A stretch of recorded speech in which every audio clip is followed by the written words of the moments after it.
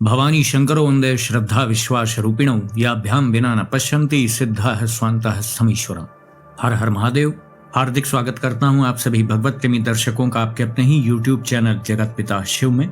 भगवान श्री पन्नगेश्वर महादेव जी की कृपा से आप सभी स्वस्थ सकुशल और प्रसन्न होंगे, ऐसा मुझे विश्वास है। सत्यहीना वृथा पूजा सत्यहीनो वृथा जपः सत्यहीनम तपो व्यर्थम ऊषरे व्यपनम यथा। अर्थात जिस प्रकार बंजर भूमि में बीज बोना व्यर्थ है, उसी प्रकार सत्य के बिना पूजा जप और तपस्या भी व्यर्थ है। सत्य के महत्व को बताता हुआ यह महत्वपूर्ण श्लोक था।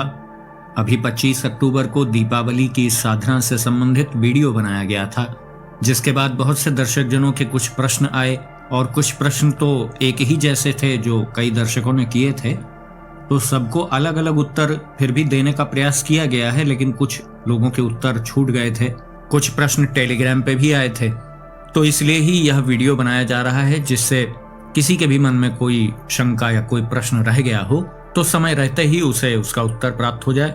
तो समय नष्ट ना करते हुए मूल विषय पर आते हैं।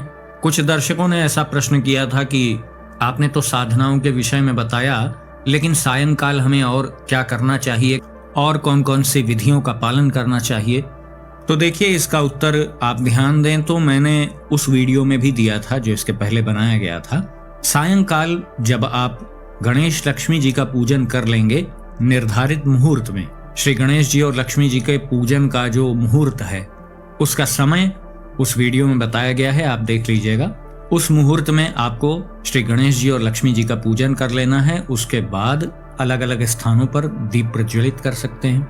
घर के मुख्य द्वार के पास दीपक जलाना चाहिए। पूजा स्थल पर तो आप जलाएंगे ही जलाएंगे। साज सज्जा की दृष्टि से भी आप दीपक घरों पर सजाते हैं, अपने घर की छत पर, मुख्य द्वार के पास।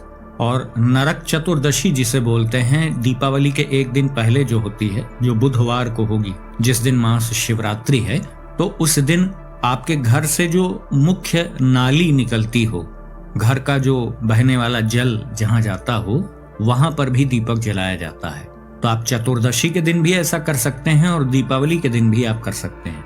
और घर के वो स्थान जहां पर सामान्य दिनों में अंधेरा रहता है, वहां भी आपको प्रकाश करना चाहिए। अपने घर के आसपास जो प्रमुख चौराहे आदि हों, वहां पर भी आप दीपक जला सकते हैं। उस दीपक में आप सरसों के तेल का प्रयोग कर सकते हैं। देवालयों में आपको दीपदान करना चाहिए। अपने इष्ट देव से संबंधित अर्थात शिव जी से संबंधित जो मंदिर है, वहां पर भी आप दीपक जला सकते हैं। अन्य जो भी मंदिर आपके निकट हों, आसानी से आप वहां पहुंच सके, तो वहां भी आप दीपक जला सकते हैं। पवित्र नदियों के किनारे भी लोग दीपक जलाते हैं। पवित्र नदी के बहते हुए जल में भी दीपदान किया जाता है, तो आप वह भी कर सकते हैं। जो जल का स्रोत होता है, जैसे कुआं हो गया, तालाब हो गया, या आधुनिक समय में तो अब जेट पंप लगे होते हैं लोगों के घर में, समरसिबल लगे होते हैं, अन्य व्यवस्थाएं भी हो गई हैं। तो जल का स्रोत जो हो, कुआं आदि हो, हैंडपंप आदि हो, तो उसके निकट भी दीपदान करना चाहिए। यदि आप खेती किसानी से संबंधित व्यक्ति हैं, कृषि करते हैं, तो आपको अपने खेतों में भी प्रकाश करना चाहिए। यदि आपके पास ऐसा कोई मकान है जहां आप रहते नहीं हैं, लेकिन वह आपका ही है, आप वहां न रहते हों, लेकिन उस मकान में स्वामित्व तो आपका ही है, तो वहां पर भी जाकर के आपको दीप आदि जलाना चाहिए, प्रकाश करना चाहिए। मैं समझता हूं अब आप समझ गए होंगे कि कहां कहां प्रधान रूप से हमें दीपक जलाना चाहिए, तो वहां आप जला सकते हैं। इसके अतिरिक्त भैरव बाबा जी के मंत्र से संबंधित प्रश्न भी आए थे। बहुत से लोगों ने पूछा था कि क्या हम भैरव जी के मंत्र का जाप कर सकते हैं। देखिए, इसका बड़ा सीधा सा उत्तर है कि यदि आपको गुरुमुख से यह मंत्र प्राप्त हुआ है भैरव जी का, तब तो आप जप सकते हैं। आपके पास गुरु का आदेश है, उनकी आज्ञा है, तो आप जप सकते हैं, कोई समस्या नहीं। लेकिन आप अपने से भैरव बाबा जी का मंत्र जाप करना चाहें अपनी इच्छा से, तो वह उचित नहीं है, क्योंकि यह शास्त्रोक्त नियम के विरुद्ध है। शिव जी का जो पंचाक्षर मंत्र है उसकी बात अलग है, उसमें गुरु दीक्षा की अनिवार्यता नहीं है, ठीक है, लेकिन वह भी गुरु दीक्षा लेकर के आप जपते हैं तो उसका विशेष ही फल दिखाई देता है। और भैरव बाबा तो वैसे भी एक उग्र भागवतिक शक्ति हैं, तो इनके मंत्र का जाप आप जब गुरुमुख से प्राप्त करके करेंगे, तब इसके दुष्प्रभाव भी आपको नहीं देखने को मिलेंगे। वरना भैरव जी के जो मंत्र हैं वह तीक्ष्ण होते हैं, उसके कुछ दुष्प्रभाव भी प्रारंभ में आपको दिख सकते हैं, इसलिए अपनी इच्छा से आप ऐसे मंत्रों को जपने से बचें। हाँ, आप भैरव जी का कोई स्तोत्र पाठ कर सकते हैं, कोई दिक्कत नहीं है। श्री भैरवाष्टकम स्तोत्र का पाठ आप कर सकते हैं। उनके नाम मंत्र का जाप भी आप कर सकते हैं, श्री भैरवाय नमः, श्री बटुक भैरवाय नमः, यहाँ तक तो ठीक है। लेकिन जो तंत्रोक्त मंत्र हैं जिसमें बीजाक्षर आदि हैं, तो उसे अपनी इच्छा से नहीं जपना चाहिए। इससे पहले आपको संबंधित गुरुजन से, जिन्होंने इस मंत्र को सिद्ध किया हो या जो भैरव जी के विशेष रूप से उपासक हों, उनसे इस मंत्र को प्राप्त करिए, फिर इसका जाप करिए।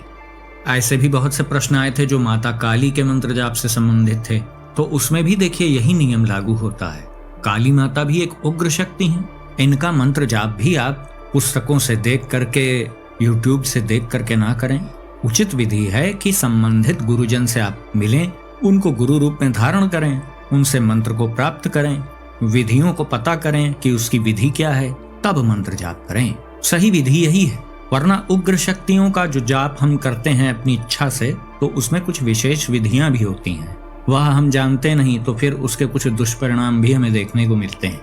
आप ये भी ना सोचें कि शिव जी के तो सभी मंत्र जप सकते हैं, ऐसा नहीं है। पंचाक्षरी मंत्र की बात अलग है, वह तो मूल मंत्र है, उसको जपने की छूट है। यद्यपि छूट कोई बहुत बड़ी छूट भी नहीं है, यह भी भ्रम है मात्र। बस ग्रंथ में कहीं लिख दिया गया है कि एक आदर्श वाक्य के रूप में कि इसमें गुरु दीक्षा की आवश्यकता नहीं है। नियम तो यही है ना कि एक भी मंत्र आप अपनी इच्छा से ना जपें, पहले गुरु से प्राप्त कर लें। बस विशेष छूट पंचाक्षरी मंत्र में दे दी गई है, क्योंकि समस्त मंत्रों का प्राकट्य ही उससे हुआ है। शिव महापुराण भी कहती है कि इसका जाप आप कर सकते हैं, लेकिन अभी महामृत्युंजय मंत्र जपना हो तो गुरु दीक्षा परम आवश्यक है। उसके बगैर प्रश्न ही नहीं उठता कि आप उसका जाप कर सकें। या शिव गायत्री का जाप आप करना चाहें, या विभिन्न प्रकार के सूक्तों का आप पाठ करना चाहें। मान लीजिए आपका मन है रुद्र सूक्त को सिद्ध करने का, तो भैया ये तो वैदिक मंत्र है, यजुर्वेद का हिस्सा है, इसको शुद्ध तरीके से पढ़ पाना ही बहुत बड़ी बात है, क्योंकि यह वेद मंत्र है जो संस्कृत से भी 10 गुना अधिक कठिन होता है। तो सबसे पहले तो आप किसी श्रेष्ठ गुरु की शरण लेकर के रुद्र सूक्त को ठीक से उच्चारण करना सीखेंगे, उसमें ही बहुत लंबा समय लग जाएगा। फिर जब अच्छे से कंठस्थ हो जाएगा, सस्वर उसका आप पाठ कर पाएंगे, तब जाकर के गुरु आदेश करेंगे कि हाँ आपका शुद्ध पाठ हो रहा है, अब आप इसका अनुष्ठान कर सकते हैं। तो वेद मंत्रों को आसान न समझें। बहुत से लोग कमेंट में या मैसेज में पूछते रहते हैं कि महामृत्युंजय मंत्र का हम जाप कर सकते हैं कि नहीं। तो पहले आप ये तो विचार करें कि महामृत्युंजय मंत्र है कौन। जन सामान्य में जो प्रचलित है, क्या वह महामृत्युंजय मंत्र है? नहीं, वह तो है ही नहीं। तो है ना भ्रम की बात। तो पहले यह तो पता चल जाए कि महामृत्युंजय मंत्र है कौन सा। तो यह सब बातें आपको श्रेष्ठ गुरु ही बता सकता है, और वह प्रक्रिया सम्मुख बैठ करके होती है। फोन कॉल और वीडियो के माध्यम से गुरु दीक्षा आदि नहीं दी जाती। जो लोग दे रहे हैं वो दे के भी अपना समय नष्ट कर रहे हैं, और लेने वाला भी अपना समय नष्ट कर रहा है। बस इससे अधिक कुछ नहीं कहूंगा। हाँ, यदि आप काली जी का कोई स्तोत्र पाठ करना चाहें अधिक संख्या में दीपावली की रात्रि में, तो उसको आप कर सकते हैं, उसमें किसी प्रकार का कोई बंधन नहीं है। या उनके नाम मंत्र का जाप भी आप कर सकते हैं, श्री महाकाल्यै नमः, श्री महाकाल्यै नमः, इस तरीके से नाम मंत्र का आप जाप कर सकते हैं। जितने भी लोग वीडियोस देख करके, किताबों को पढ़ करके उग्र साधनाएं करते हैं, उन्हें लाभ तो मिलता ही नहीं, उल्टा नुकसान होने की संभावना रहती है। इसीलिए संवेदनशील जो साधनाएं हैं उसको तभी करें जब श्रेष्ठ मार्गदर्शक आपके पास हो। और भौतिक जगत में भी इसी नियम को पालन सब करते हैं। आप देखिए ना, जो छोटा खिलाड़ी होता है वह बड़े खिलाड़ी से पहले ट्रेनिंग लेता है, पहले समझता है, सीखता है। एक छात्र भी अपने शिक्षक के बताए हुए निर्देशों का पालन करता है। जैसे एक बड़ा चिकित्सक होता है तो उसके मार्गदर्शन में छोटे चिकित्सक कार्य करते हैं, तो उसी प्रकार से गुरु के मार्गदर्शन में ही ऐसी साधनाएं उचित हैं। एक प्रश्न आया था कि आपने बताया कि इत्र को भी अभिमंत्रित किया जा सकता है। हाँ, ये बात सत्य है, उस वीडियो में बताया गया था। तो इस संबंध में उनका प्रश्न था कि इससे लाभ क्या है, वह अभिमंत्रित इत्र हमारे किस काम आएगा।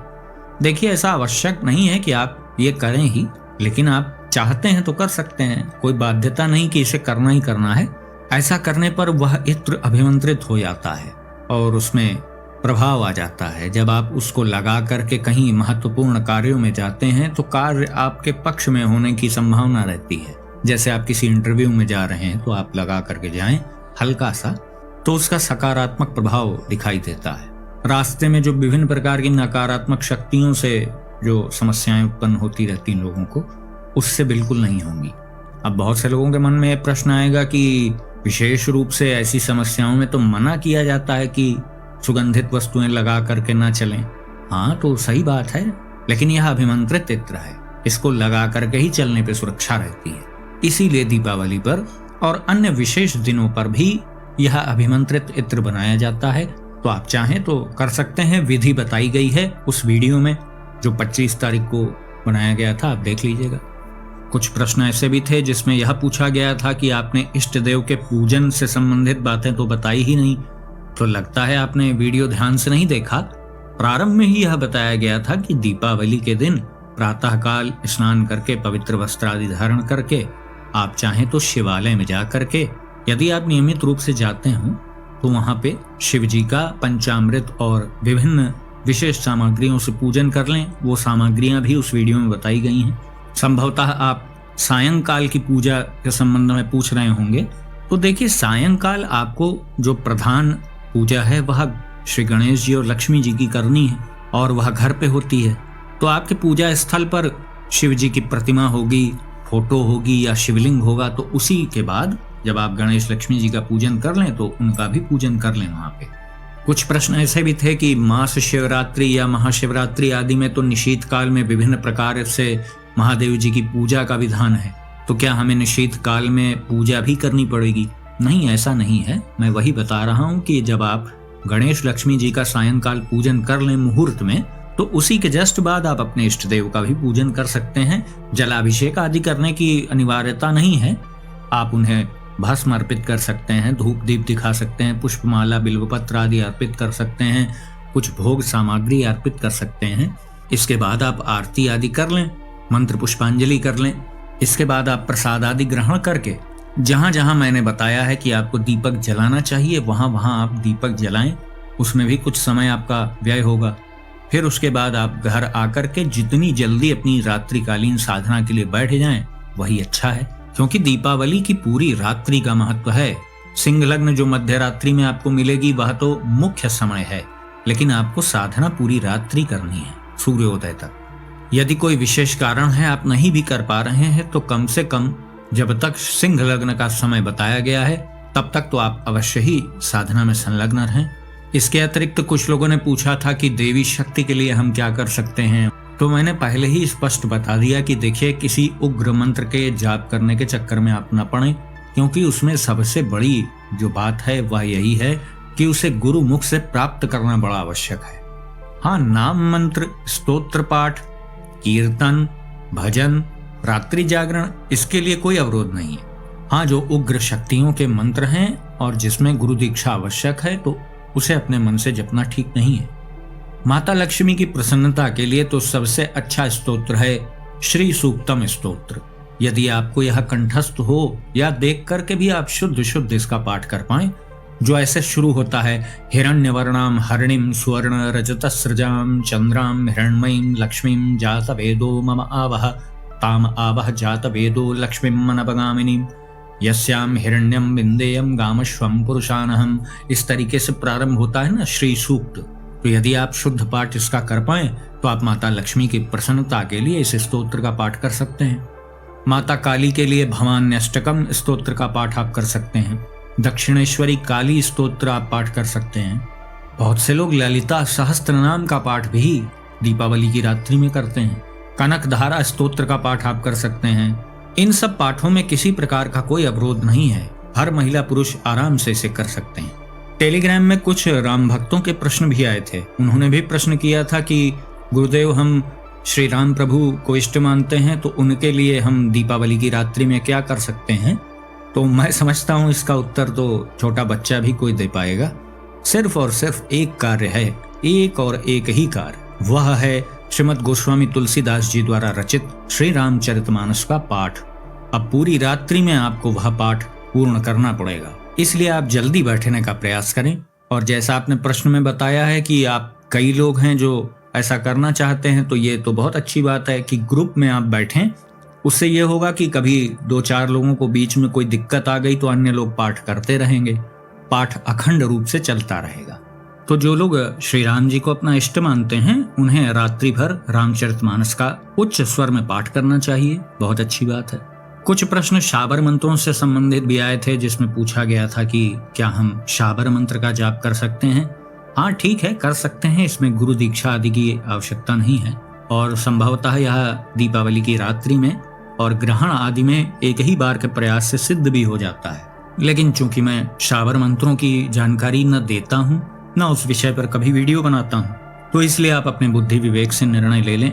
मैं शाबर मंत्रों के पक्ष में नहीं रहता हूँ, क्योंकि कहीं ना कहीं इसका भी कुछ दुष्परिणाम देखने को मिलता है। कभी विस्तृत रूप से उस पर चर्चा की जाएगी, लेकिन सामान्य रूप से आप करना चाहें तो कर सकते हैं, कोई बुराई नहीं है। एक प्रश्न आया था कि यदि हम हनुमान चालीसा या बजरंग बाण को सिद्ध करना चाहें तो क्या करना पड़ेगा। देखिए, ये भी आप पूरी रात्रि दीपावली पर कर सकते हैं। यदि कोई आपकी निश्चित मनोकामना है जिसकी पूर्ति के उद्देश्य से आप यह अनुष्ठान करना चाहते हैं, तो आप संकल्प ले लें। और मैं पहले भी बता चुका हूं कि संकल्प कैसे लेना है। सारी बातें बोलने के बाद संकल्प में अपना उद्देश्य यानी अपनी मनोकामना भी बोलें।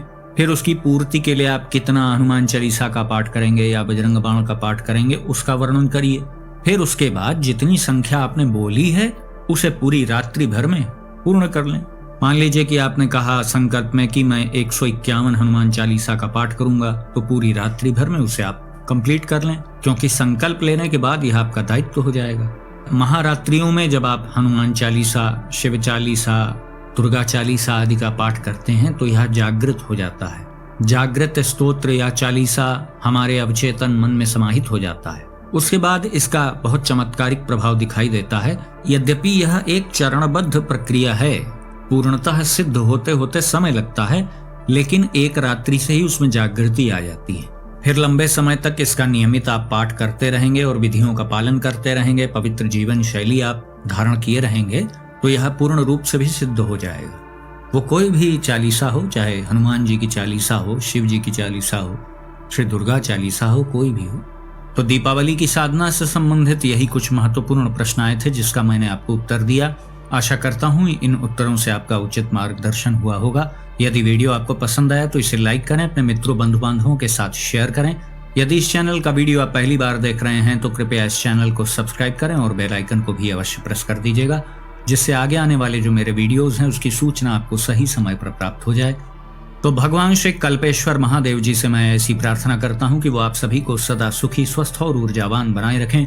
मिलते हैं अगले वीडियो में एक नई और उपयोगी जानकारी के साथ। तब तक के लिए आप सभी भगवत प्रेमी भक्तों को हर हर महादेव।